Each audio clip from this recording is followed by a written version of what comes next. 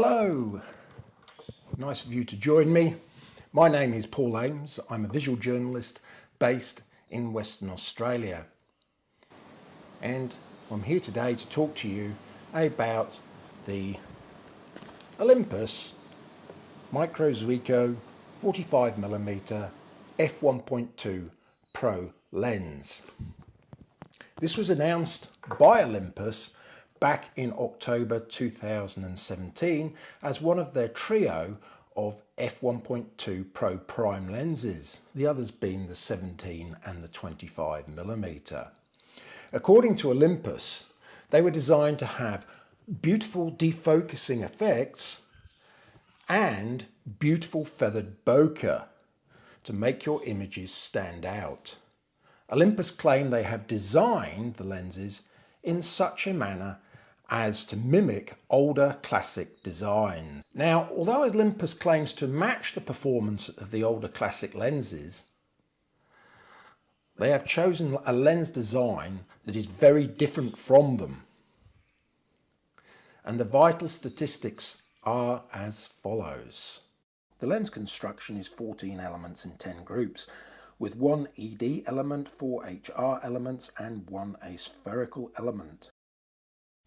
The lens is hermetically sealed, making the lens dust-proof, splash-proof and freeze-proof.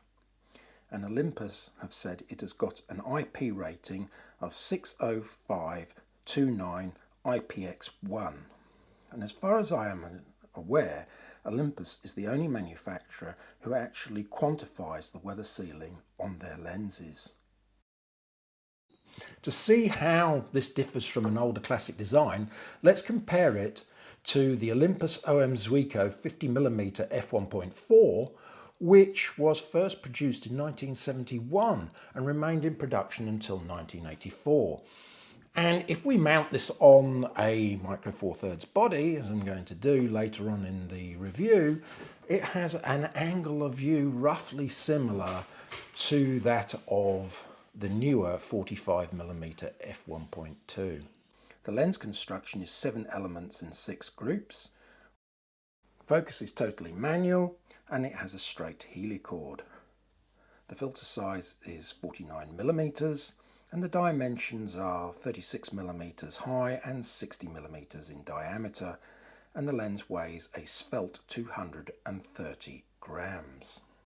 There's no denying it, this is a large lens and it dwarfs my Olympus 50mm f1.4, my Canon EF 50mm f1.8, my Sony FE 50mm f1.8. It's a smidge larger than the Olympus 12 to 40mm f2.8 Pro and 27 grams heavier.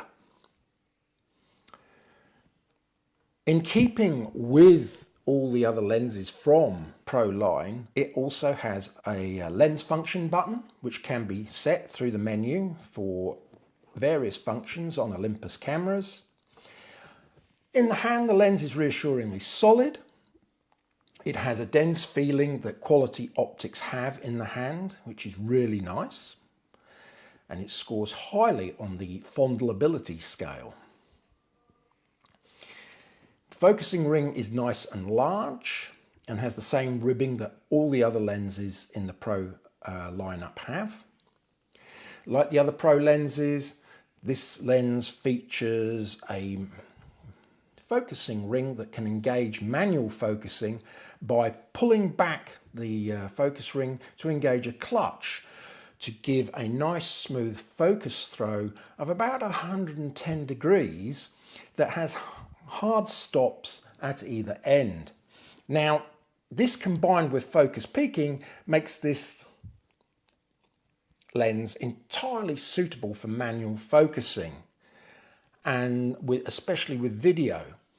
And the bottom line is, I can honestly say that the 45mm f1.2 feels nice in the hand and is easy on the eye.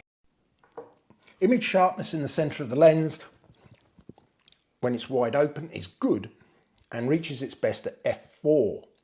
The corners wide open are less sharp than the centre. However, by f2.8, the sharpness and contrast improves considerably, and the lens reaches optimum sharpness at f4 across the frame.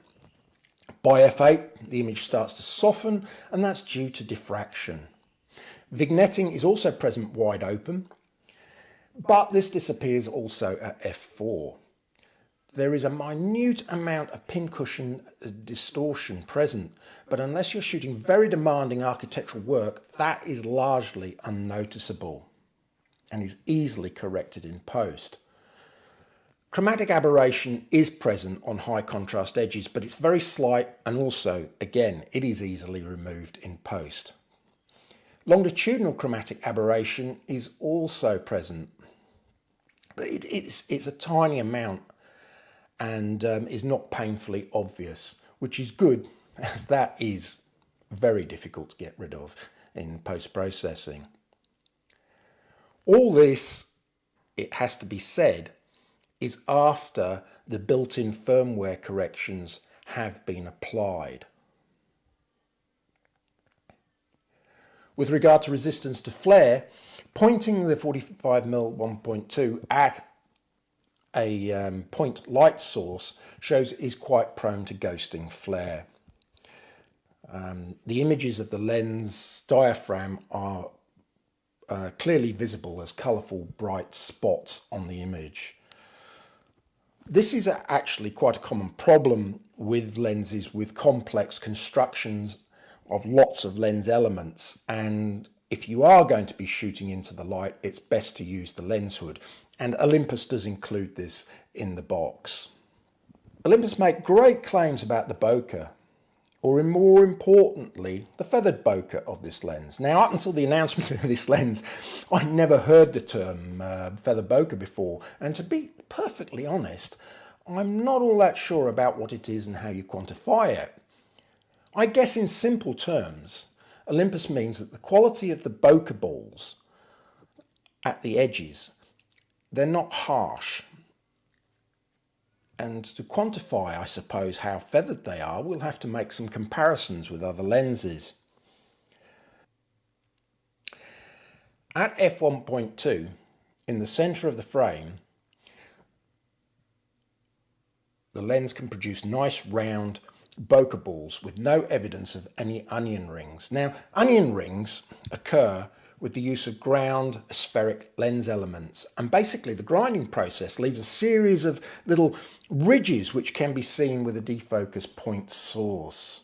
The biggest problem with them is, for most people, they go unseen, but once they're pointed out, they can't be unseen. There's something about them, it just draws the eye, and you will always see them. At the edges of the frame, there is cat's eye-shaped bokeh. This is caused by the mechanical vignetting from the lens barrel. The closer you are to the lens barrel, the more elliptical the shape of the bokeh ball. At f5.6, I was quite surprised to see starburst effects forming around specular highlights. I was expecting to see them to start appearing with such clear definition at about the f11 mark. So the question is what to compare the Olympus 45mm f1.2 to. The most obvious contender is Olympus's own 45mm f1.8. In their advertising blurb for the f1.2, Olympus compare the lens on a EM1 Mark II to a full-frame DSLR with 85mm lens.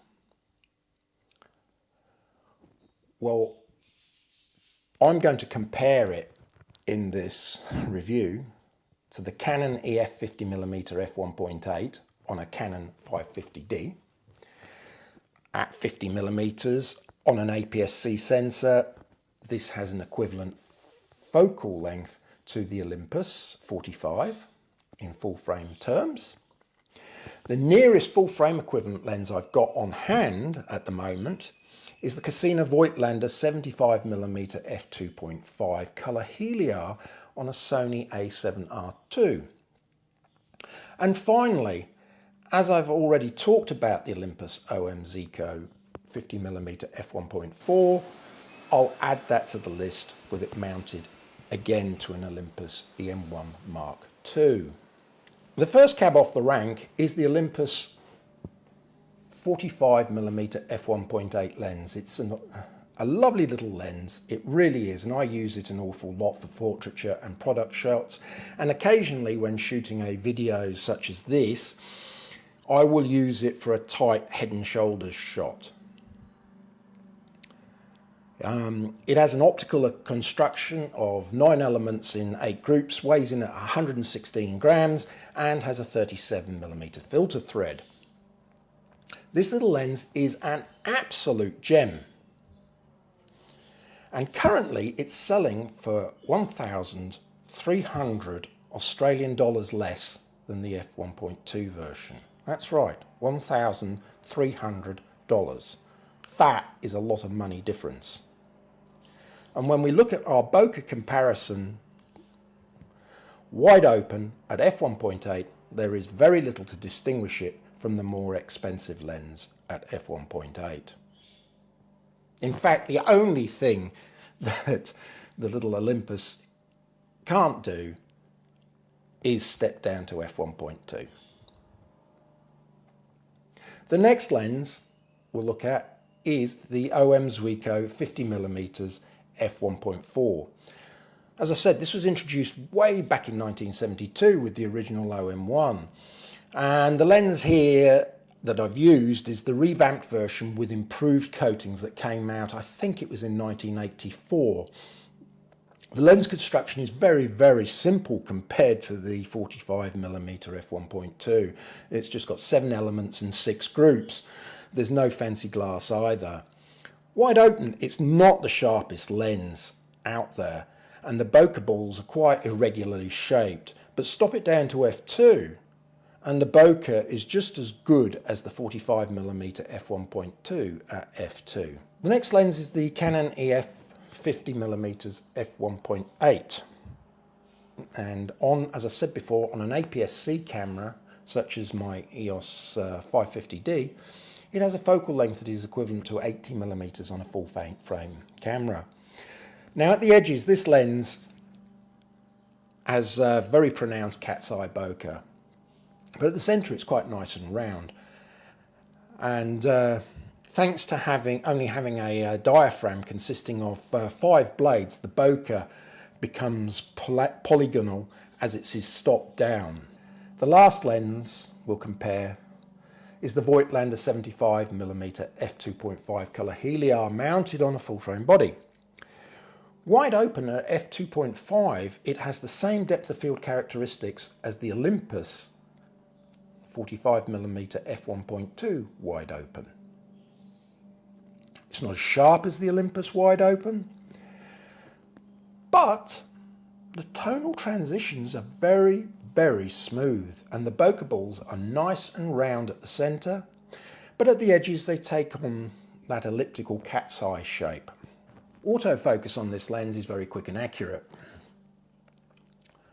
Using the reluctant running bull terrier test, I shot a sequence of 25 frames using continuous autofocus at 10 frames per second with an EM1 Mark I, which does not have the latest iteration of Olympus's on-sensor phase detection AF. And at f4, all the shots were in focus.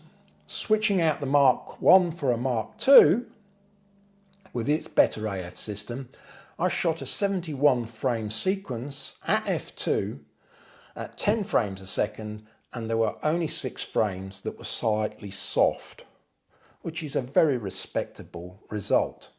Shooting video on the Olympus EM1 Mark II using face tracking, the camera and the lens responds quickly and smoothly without hesitation. And in fact, for all the head and shoulders shots on this video, that's the combination that I'm using. So who's the lens for? The most obvious usage scenario is portraiture, whether it be people or animals. The rendering characteristics make for very pleasing results. The the minimum focusing distance of 50 centimeters and the maximum magnification of 0.1 times makes it a very nice lens for still life and product photography.